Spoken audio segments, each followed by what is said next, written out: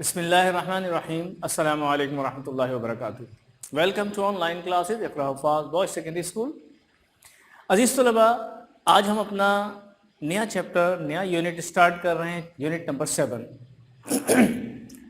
Unit number 7 है acids, alkalis and salts.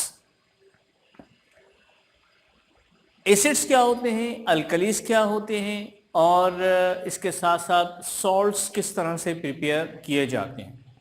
ये तीन बातें बहुत इम्पॉर्टेंट हैं केमिस्ट्री के हवाले से भी, और इस चैप्टर में हम सबसे ज़्यादा इन्हीं तीनों चीज़ों की प्रिपरेशन और इसकी प्रॉपर्टीज़ के हवाले से बात करेंगे। सबसे पहले हम आते हैं एसिड्स पर। आज हमारा लेक्चर एसिड्स पर है। आपको मालूम है अजीज़ तलबा कि there are so many chemical substances around us. इन तमाम सब्सटेंसेस को, केमिकल सब्सटेंसेस को हम अपने फूड में भी इस्तेमाल करते हैं, डिटर्जेंट्स में भी इस्तेमाल करते हैं, क्लीनिंग के लिए भी इस्तेमाल करते हैं। बेशुमार जगहों पे इन केमिकल्स को इस्तेमाल किया जा रहा होता है।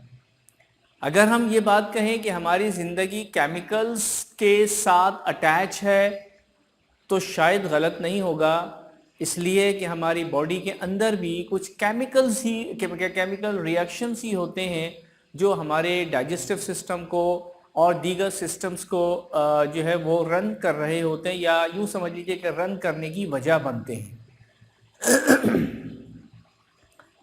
इन केमिकल सब्सटेंसेस को उनकी प्रॉपर्टी के थ्रू मुख्तलिफ ग्रुप्स में डिस्ट्रीब्यूट कर दिया जाता है ताकि हमें समझने में आसानी हो जाए।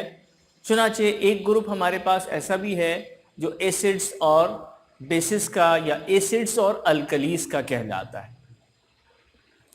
एसिड्स क्या होते हैं और अल्कलीज क्या होती हैं, इस पर आज हम बात करेंगे। पहली बात तो ये है कि जितने भी लिक्विड्स हमारे पास मौजूद हैं या तो वो एसिडिक होते हैं और या फिर वो अल्कलाइन होते हैं।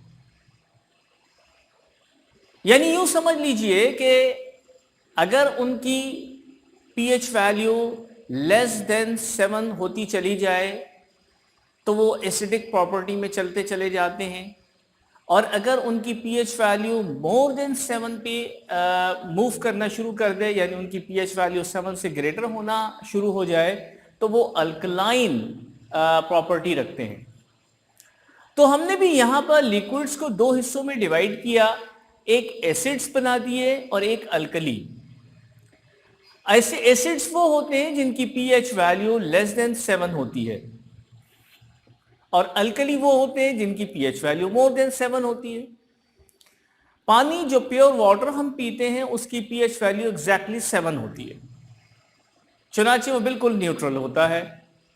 जो जिसकी पीएच 7 होगी वो बिल्कुल न्यूट्रल होगा। जैसे ही वो उसकी पीएच वैल्यू लेस देन 7 होना शुरू हो जाएगी तो वो एसिडिक की तरफ जाना शुरू हो जाएगा। अगर पीएच वैल्यू 6 है तो वो थोड़ा सा एसिडिक है। अगर उसकी पीएच वैल्यू 3 है तो वो बहुत ज़्यादा एसिडिक हुआ।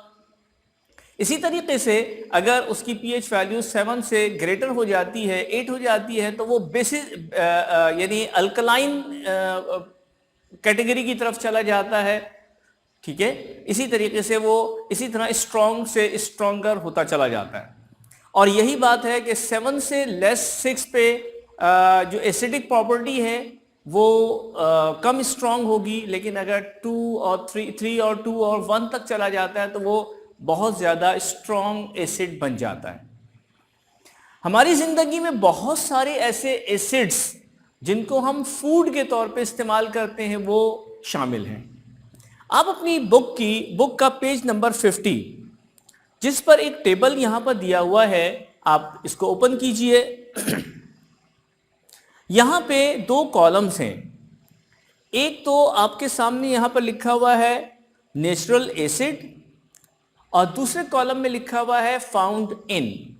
यानी ये वो एसिड्स हैं जो नेचुरली मुख्तलिफ जगहों पे पाए जाते हैं, हमारी ज़िंदगी का हिस्सा है किसी न किसी तर्ज पर, और ये कहाँ पाए जाते हैं इसको भी यहाँ पर मेंशन किया हुआ है। आइए इस पेज को थोड़ा सा स्टडी करते हैं। सबसे पहले हमारे पास यहाँ पे लिखा हुआ है हाइड्रोक्लोरिक एसिड। हाइड्रोक्लोरिक एसिड, और ये कहाँ पाया जाता है? ये हमारे स्टमक में पाया जाता है, जो डाइजेस्टिव सिस्टम में काम आता है और हमारे फूड को डाइजेस्ट करता है। सिट्रिक एसिड है, लेमन जूस में पाया जाता है। लैक्टिक एसिड है, सोर मिल्क में पाया जाता है। आपको पता है सोर मिल्क किसे कहते हैं? सोर मिल्क असल में आमतौर पे उर्दू में जब इसको इस्तेमाल किया जाता है तो खोया बनाने के लिए जब दूध को फाड़ा जाता है तो उसमें कुछ थोड़े से एसिडिक मटेरियल उसमें शामिल कर देते हैं, तो वो दूध फट जाता है और फिर उसके बाद उसको पकाया जाता है ताकि उससे खोया तैयार किया जा सके, जो हमारे पास मुख्तलिफ मिठाइयों में भी इस्तेमाल होता है और दीगर जगहों पे भी इस्तेमाल किया जाता है। उसके बाद है एस्कॉर्बिक एसिड, जो कि फ्रूट्स और वेजिटेबल्स में पाया जाता है। फिर है टैनिक एसिड, जो चाय में यानी टी में पाया जाता है। टार्टारिक एसिड है, जो ग्रेप्स में अंगूर में यानी पाया जाता है। एसिटिक एसिड विनेगर में होता है। कार्बोनिक एसिड फिजी ड्रिंक्स जो हम पीते हैं, सॉफ्ट ड्रिंक्स जिनको कहा जाता है, उसमें भी ये एसिड्स पाए जाते हैं। अजीज तलबा, ये तो वो तमाम के तमाम एसिड्स हैं जिनको हम अपने खानों के एतबार से भी इस्तेमाल करते हैं। कुछ हमारे स्टमक में हैं और कुछ खाने पीने की चीज़ों में नेचुरली पाए जाते हैं, और ये सारे नेचुरल हैं, इनको आर्टिफिशियली तैयार नहीं किया जा रहा फिल वक्त। हाँ, एसिडिक एसिड को आर्टिफिशियली तैयार कर सकते हैं, और जैसे यहाँ पर हाइड्रोक्लोरिक एसिड दिया हुआ, इसको आर्टिफिशियली तैयार किया जा सकता है, लेकिन हमारे पास ये नेचुरल फॉर्म में भी पाए जाते हैं। इसकी एसिड्स की जो एग्जाम्पल्स हैं हमारे पास, जैसे मैंने अभी एक लिस्ट आपको बताई है, तो वो सारे नेचुरल एसिड्स थे। HCl हमारे पास हाइड्रोक्लोरिक एसिड है जो यहां पर दिया हुआ था और आर्टिफिशियली भी तैयार किया जा सकता है। ये है सल्फ्यूरिक एसिड, नाइट्रिक एसिड, ये सारे के सारे वो एसिड्स हैं जिनको हम स्ट्रॉन्ग एसिड्स कहते हैं। इसका मतलब ये हुआ कि इसकी pH वैल्यू जो है वो 7 से बहुत दूर चली जाएगी, और जितना ज्यादा दूर चली जाती है pH वैल्यू, उतना ही ज्यादा वो स्ट्रॉन्गर होता चला जाता है। और जैसे जैसे उसकी वैल्यू, pH की वैल्यू 7 के करीब आती चली जाती है, तो वो कम एसिडिक होता है। उसमें एसिडिक तो वो एसिडिक प्रॉपर्टी तो होती है, लेकिन लेस होती है। जब हम यहां पर इस बात को देखते हैं, केमिकल सब्सटेंसेस हमारी समझ में आ गया, एसिड्स और अल्कली को देखते हैं, तो अल्कली और एसिड्स को पहचानने के लिए हमने pH स्केल को जब यूज किया, तो आपने देखा कि ये अल्कली जो यहां पर आ रही है, ये क्या है।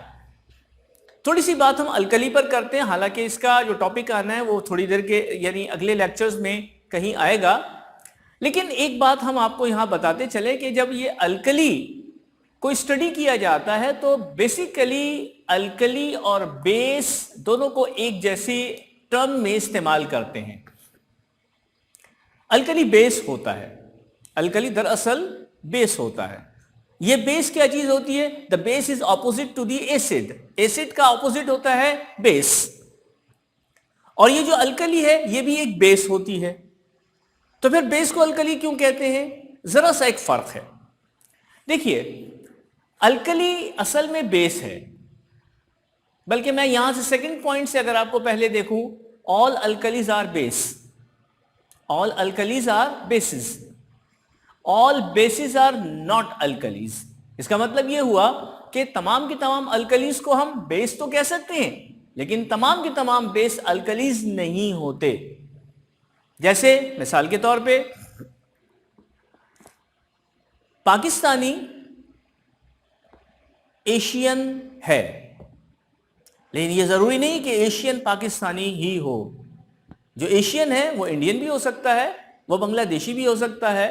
तो इस तरह से हमारे पास एक चीज जो बेस आती है, ये जो बेस आता है ये एक ब्रॉड सेंस रखता है, जबकि उसकी जो स्पेसिफिकेशंस अगर उसकी मेंशन कर दी जाए तो वो अल्कली बन जाता है। और वो क्या है कि ये वाटर के अंदर डिसॉल्व हो जाता है, जबकि बेस जो है वो डिसॉल्व नहीं होता। तो हम यूं कह सकते हैं कि अल्कली वो बेस है, अल्कली वो बेस है जो वाटर में डिसॉल्व हो जाता है, ठीक है, और जो डिसॉल्व नहीं होता बेस उसे हम अल्कली नहीं कहते, उसे सिर्फ बेस कहते।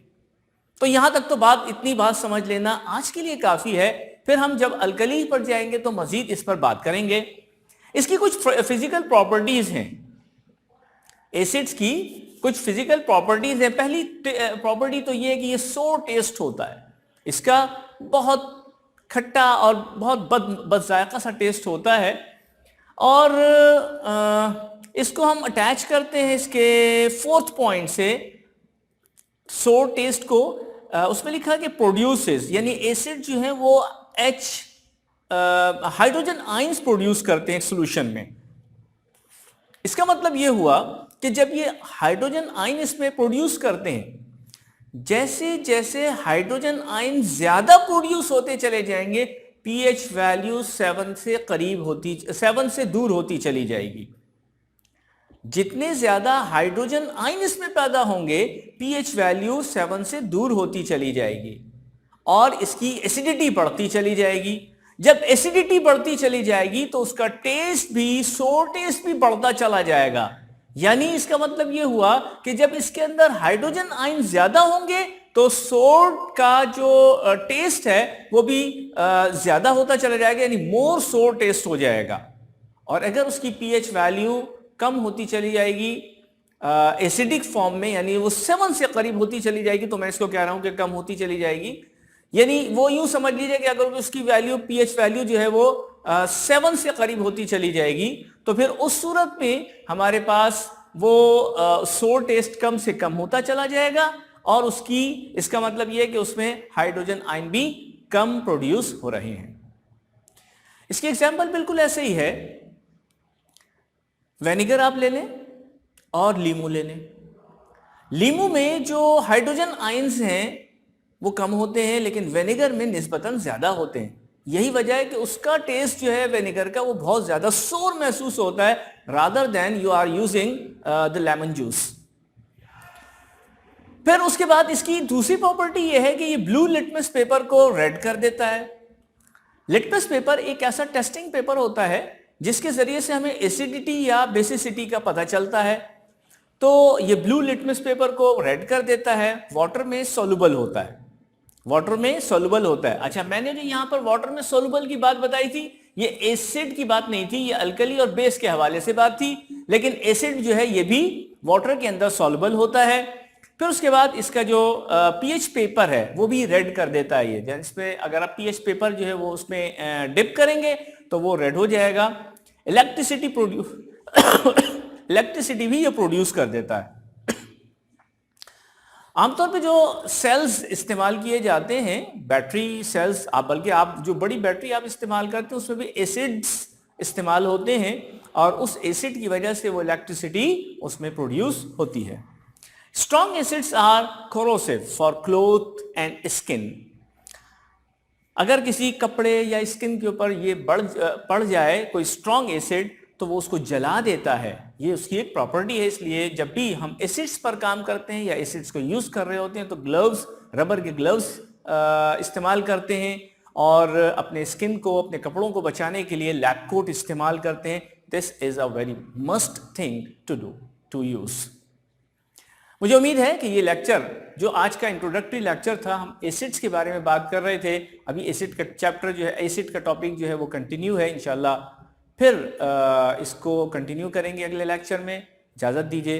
अस्सलामु अलैकुम व रहमतुल्लाहि व बरकातुहू।